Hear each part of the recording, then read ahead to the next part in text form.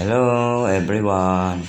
Ayan po, pinipigaan ko po yung papaya na aking linalgad at gagawa pa ako ng atsarang papaya.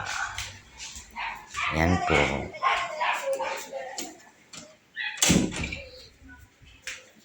Ayan po, pinagaan ko po siya ng running water. Ayan. Marami-rami po yan at akin po yung ibibenta. Yan po. First time lang na paggawa ko po niyan. Yan, may nagturo lang po sa akin. Piga-piga time. Yan po.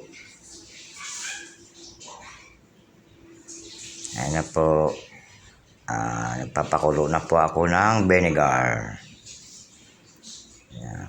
Panghalo po sa atsarang papaya. Ayan po. Ayan. Lagyan ko na po ng asukal. Ayan. Halo-halo time.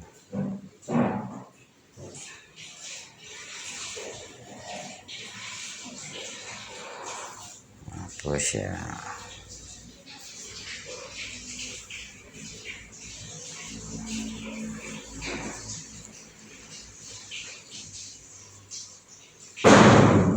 Medyo matamis na po yan.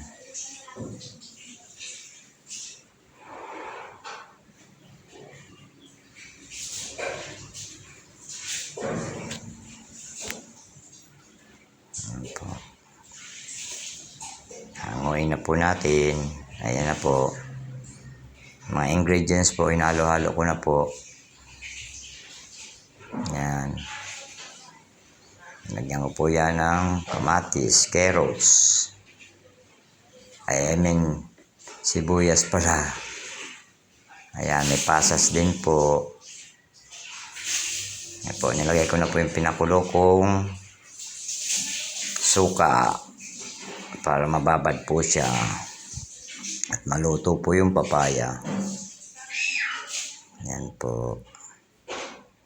Ayan, halo-haloin po natin. Ayan.